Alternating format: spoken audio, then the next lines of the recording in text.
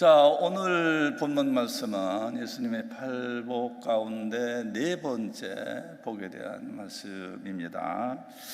우리 본문 함께 6절 읽어보겠습니다. 의에 줄이고 목마른 자는 복이 있나니 그들이 배부를 것이며. 제가 지금 연속 설교를 하고 있어요. 연속으로 팔복에 대한 설교를 하고 있잖아요.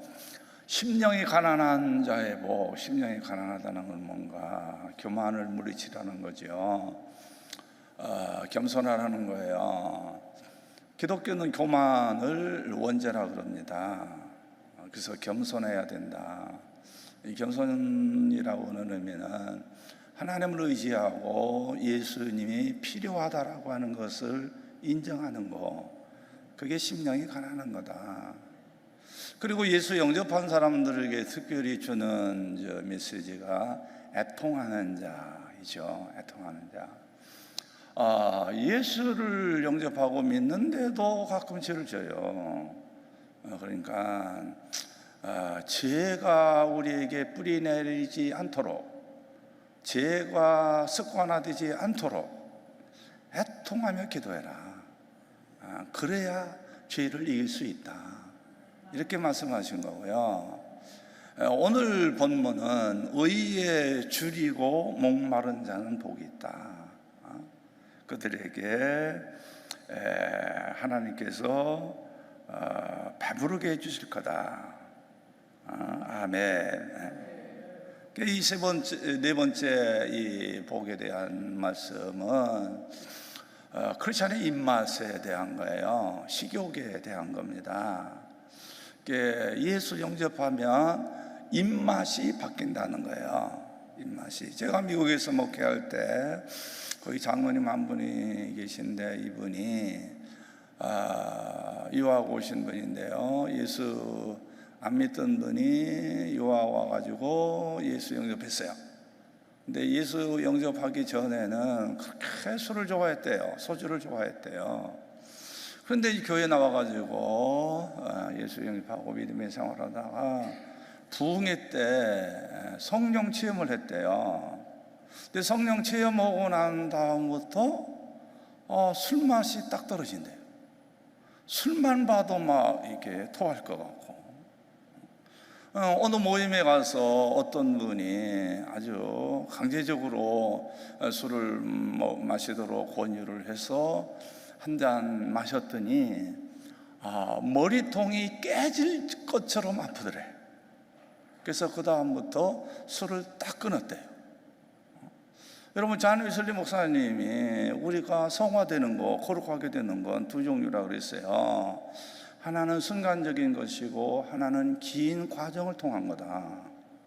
우리가 거룩해지는데 어떤 경우는 긴 과정을 통해서 거룩해져요. 근데 어떤 경우는 순간적으로 거룩해진다, 바뀐다는 거죠. 바로 이분은 입맛이 순간적으로 바뀌어진 거예요.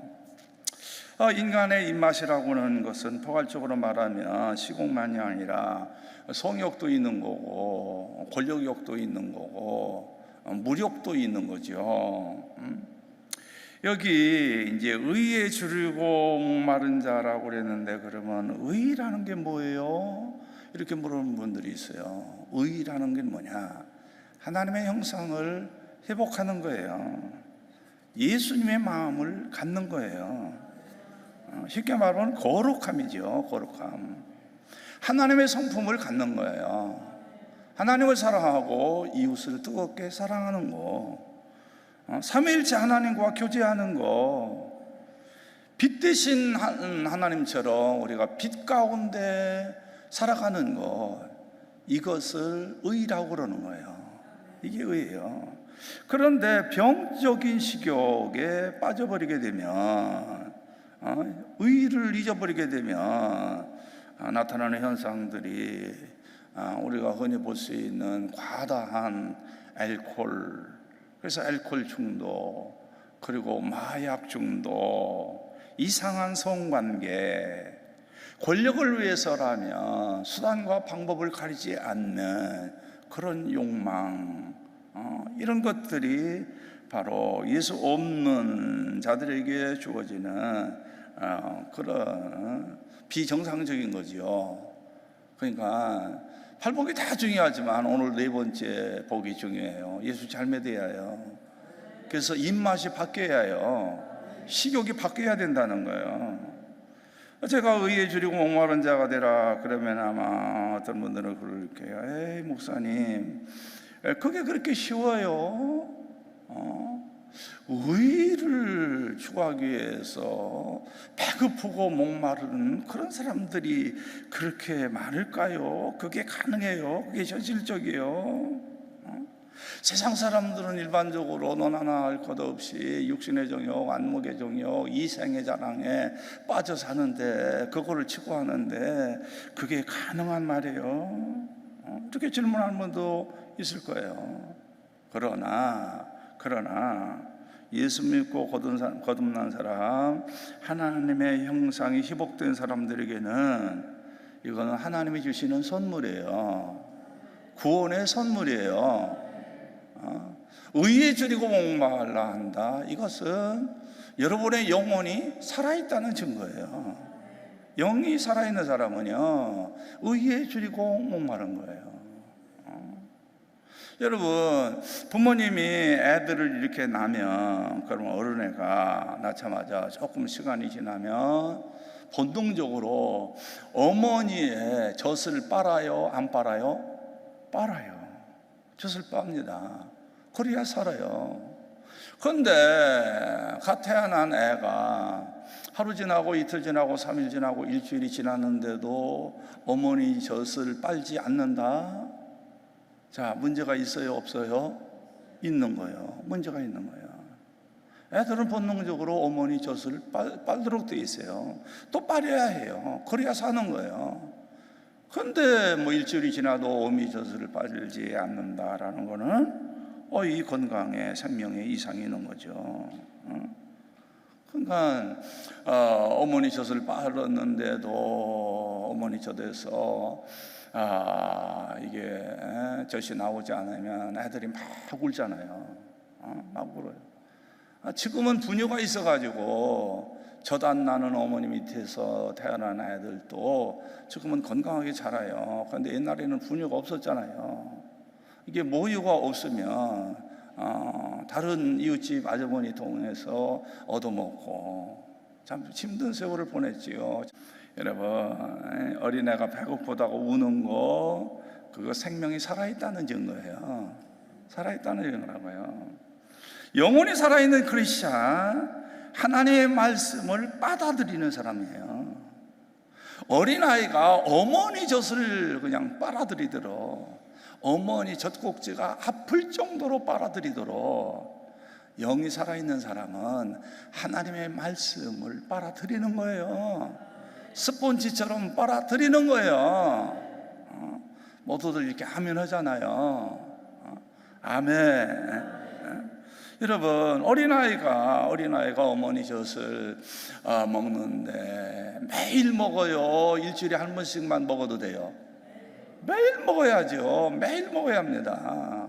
영의 양식도 마찬가지인 거예요. 우리가 매일 영의 양식도 먹어야 되는 거예요. 그래서 예수님이 주기도문을 우리에게 알려주면서 그랬잖아요. 일용할 양식을 주옵시고, 영어로는 데일리 브레드. 이게 매일, 이게 육의 양식만 매일 먹어서 되는 게 아니고 영의 양식도 매일 먹어라. 하나님의 말씀도 매일 읽어라. 매일 접해라. 그런 거예요. 아멘. 여러분, 예수님이 바리새인과 서기관들을 왜 그렇게 혹독하게 비판을 했습니까? 이 사람들은요, 자기의 의가 충만하다라는 거예요. 이게 의에 줄이고 목마름이 이분들에게는 없는 거예요. 예수님의 그 신령한 말씀을 주셔도 다른 대중들은 다 받아들이고 은혜 받고 변화되는데 이 사람들은 삐딱해가지고 예수님 비판만 하고 헛만 잡는 거예요. 왜? 자기들은 의가 충만하대요. 특별히 서기관들은 자기들은 성경을 다 알고 있대요. 성경 박사래요. 그러니까 예수님이 저 바리새인들과 서기관들은 의에 주림이 없네, 목마름이 없네, 자칭 의가 충만하다고 저러네.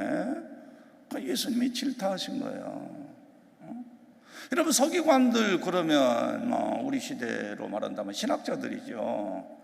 신학자들이 신학 다 안다고, 성경에 대해서 뻔히 안다고, 여러분 예배 안 드려도 돼요? 주일날 안 와도 돼요? 집에서 쉬어도 돼요? 교회 가봤더니 내 제자가 설교하더만 신통치 않아. 교회 가서 예배 드리러 갔는데 설교하는 목사님의 말씀이 신통치도 않아. 해석이 뭐 저래. 그렇다고 해서 교회 가서 예배 드리지 않는다? 그건 아니라는 거예요. 그거는 의에 줄이고 목마름이 없는, 자칭 의가 충만하다라는 거예요. 그러면 안 된다는 거예요. 여러분, 믿지 않는 사람들에게 있어서도 의라는 게 있어요. 믿지 않는 사람들은 의를 뭐라고 그러느냐? 철학자들과 법학자들은 이 의를 자연법이라 그래요. 내추럴로라고 그러고요. 양심의 법이라 그러죠. 또 자연과학자들이나 물리학자들은 이 의를 우주의 원리다 이렇게 말을 하죠. 아리스토텔 같은 윤리학자는 기독교가 말하는 의를 그는 공의라 그러지요. 정의와 공의. 자, 그런데 이런 것들도 온전할 수가 없다라는 거, 완벽할 수는 없다라는 거. 어느 교수님이 이제 수업 시간에 학생들을 가르치는데 이렇게 시계를 보고 나와서 강의를 하는데 5분 꼭 먼저 나와서 강의를 하는 거예요. 그리고 이제 늦는 학생들을 질타하는 거예요. 왜 지각하느냐고, 이 귀한 강의 시간에 왜 지각하느냐고 혼내주는 거예요. 이게 어느 학생이 이제 그런 거예요. 교수님 시계가 5분 빠른 것 같아요. 우리 시계로는 지금이 정각인데 교수님은 늘 5분 전에 강의를 시작해요. 교수님의 시계가 고장난 거예요. 여러분, 우리의 양심이 고장날 수도 있고요, 자연법도 고장날 수도 있고요. 지금 우리 사회를 사람들이 갈등 사회라고 그러잖아요. 초갈등 사회라고 그러잖아요.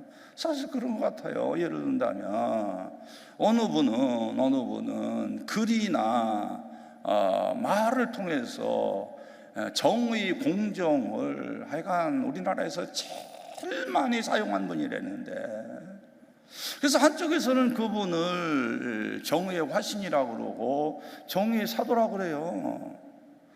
그런데 또 한쪽에서는 그분을 단군 이래 5,000년 역사상 가장 위선적인 사람이라고 그래요. 왜 똑같은 거를 놓고도 이렇게 다르냐라는 거예요. 어떤 분은 다른 사람들을 보고 소설 쓰시네 그래놨는데, 다른 사람들은 아니네, 당신이 지금 소설 쓰고 있는 거야. 이래가지고 지금 딱 여론이 양분되어 있는 거예요. 그러면 이걸 어떻게 하냐? 법정으로 가지고 가야 하느냐? 그럼 법정으로 가지고 가면 이거 온전히 판결 내릴까?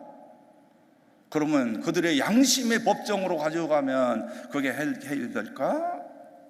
사람들은 굉장히 의구심을 갖는 거예요. 세상의 사회 법정도 고장난 시기일 수도 있고, 그들의 양심의 법정도 고장난 시기일 수도 있는데, 고장나지 않은 시기가 하나가 있다. 그건 하나님의 법정이다. 하나님의 법정만 고장나지 않는 시기다. 그래서 속상하고 억울해도 크리스찬은 하나님 앞에 기도해라. 하나님 의지하라는 거예요.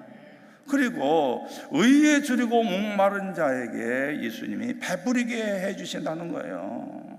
배부리게 해주신대요. 여러분, 의에 줄이고 목마른 사람들 예수님이 배부리게 해주세요. 사마리아 여인이 남편을 5명이나 바꿔봤어요. 그런데도 아직까지 갈증이 생기는 거예요. 그런데 예수님 만나서 예수님이 생수를 주시니까 그 갈증을 해결하는 거 아니에요? 그게 기독교 복음이에요. 여러분, 목마른 사람이 바닷물을 아무리 퍼마셔봐도요 갈증이 해결되지 않아요. 생수를 먹어야 돼요. 생수를 먹어야 해요. 같은 원리입니다. 같은 원리예요. 우리 교인들 가운데 지성전을 진 분들이 있어요. 하나만 진 게 아니라 여러 지성전을 진 분들도 있어요. 어느 교인이 와서 그러더라고요. 저한테 와서 카톡을 이렇게 보여주면서 이게 제가 지은 지성전이에요. 이게 아름답죠. 우리가 다 보내주니까 자기는 매일 자기 지성전 위해서 기도한대요. 자기가 지은 지성전을 보면요 그렇게 기분이 좋대요. 그렇게 배부르다는 거예요. 배부르대. 의로운 일을 하게 되면요 배부르대요. 배부르대. 예수님이 배부르게 해주신다는 거예요. 배부르게 해주신다는 거예요. 여러분, 인생 살면서요 영적으로 배부르게 사는 여러분 되시기를 바랍니다. 지금 세계가 코로나로 모두 다 어려움을 겪고 있어요. 우리 한국만이 아니에요. 세계가 모두가 다 코로나로 어려움을 겪고 있잖아요. 특별히 교회가 어려움을 겪고 있어요. 특별히 한국 교회가 침체되고 있어요. 너무너무 침체되고 있어요. 많은 예수 믿지 않는 사람들이 지금은요 교회를 향해서 돌을 던져요. 지난주에 국민일보의 어느 목사님이 그 아픈 심정을 쓰더라고요. 제가 살고 있는 아파트처럼 한 15층 되는 이렇게 고층 아파트에 사나 봐요. 그런데 그 아파트에 사는 사람들 한 100여 명이 자기가 목사라는 걸 다 안대요. 근데 요즘 세상 사람들이 교회에다가 돌을 던지니까는 엘리베이터를 탈 수가 없대요. 엘리베이터에 타면 사람들이 저 사람 목사야 하고 자기를 미워하고 증오할까봐 너무너무 힘든데, 그래서 아주 높은 계단으로 한 15층 된다 그런다면 15층 되는 그 자기 아파트를 계단으로 걸어서 올라간대요. 그 아파트에 사는 사람들을 얼굴로 대면하지 않으려고 부끄러워서. 그게 지금 한국 교회잖아요. 이렇게 막 어떤 사람들은 그거 우리가 뿌려놓은 씨야. 그리고 어떤 사람들은 그거 너무나도 억울해. 영국 옥스퍼드 대학교의 로이터 저널리즘 연구소에서 발표했잖아. 2020년도 뉴스에 대한 보도를 했는데 선진국가 40국가를 선정해가지고 뉴스에 대한 신뢰도를 40국가를 놓고 조사를 했는데 제일 꼴찌가 어느 나라냐? 대한민국이에요. 한국이 그래요. 왜 그러냐? 한국교회는 코로나 전국에서 너무 교회에 대해서 편향적으로 보도하고 너무 부정적으로 보도한다는 거예요. 그럼 어떻게 그 사람들이 그거 아느냐? 우리 한국의 세계 기자들은 다 와 있어요. 세계 모든 신문사들은, 유명한 신문사들 기자는 다 한국에 와 있다고요. 그게 그걸 보고 있는 거예요. 자, 이런 상황에 미국의 신학자 제럴드 시체라고 하는 분이 책을 써낸 거예요. 금년에 책이 나왔는데 그게 금년에 우리나라 말로도 지난주 그분의 책이 번역됐어요. 회복력 있는 신앙이다 라고는 이런 책이 번역이 돼서 여기 뉴스를 통해서 접해가지고 제가 이 책을 사서 그저 단숨에 다 읽었어요. 네, 이번 책을 보니까요 위로가 되더라고요. 우리에게 위로가 되더라고요. 지난 기독교 2000년의 역사에서 특별히 초대교회에 250년 동안 기독교가 로마 정부로부터 참 억수로 박해를 받았다. 억수로 미움을 당하고 특별히 교회를 미워하는 이유 중에 하나가 교인들은 식인종이다. 뭐라고요? 식인종이다. 그 식인종의 의미가 뭐냐? 자기들의 스승의 몸과 피를 먹고 마시는 행위를 예배에 모일 때마다 한다더라. 그러니까 그 식인종 아니냐? 그분들이 곡해해서 그런 건지 알면서도 교회를 박해하려고 그랬는지 결국은 성만찬 예식 때문에 식인종으로 몰려서 억수로 고통을 당했다는 거예요. 그래서 그들이 살 길이 없으니까 여러분이 잘 아는 대로 이태리 같은 로마에 가면 카타콤 지하 공동묘지에 가서 신앙생활하고, 터키의 가파도기아 같은 데는 자기들이 스스로 땅굴을 파가지고 그 속에 들어가서 거기 예배당 공간을 따로 만들어서 거기서 예배를 드리고, 이분이 강조하는 것 중에 하나가요, 이 코로나 전국에 지하 공동묘지에 들어가서 살고 땅굴 파가지고 그 속에 살았어도 그들이 예배를 철저히 드렸다. 모여서 예배를 드렸다.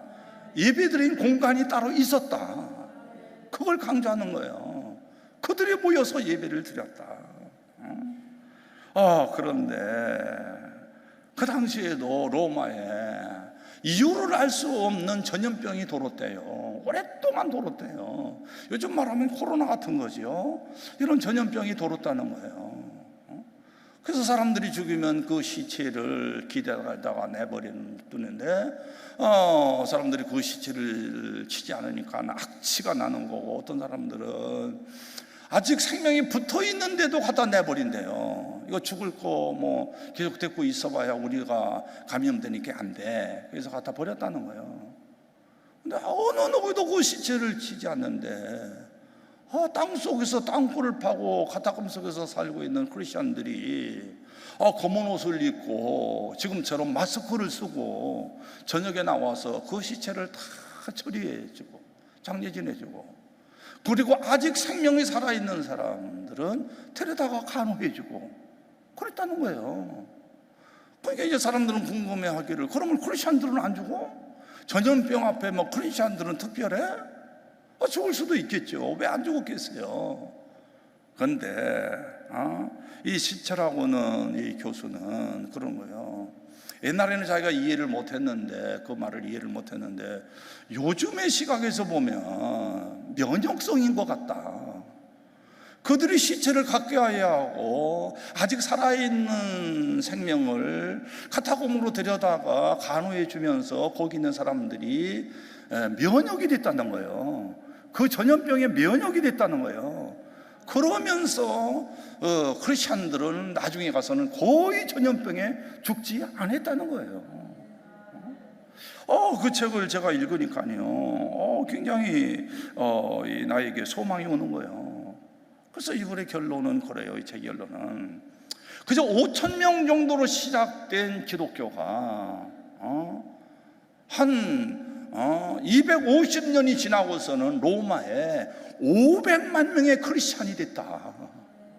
500만의 크리스찬으로 불어났다. 지하 속에 숨어 살면서도 불어났다.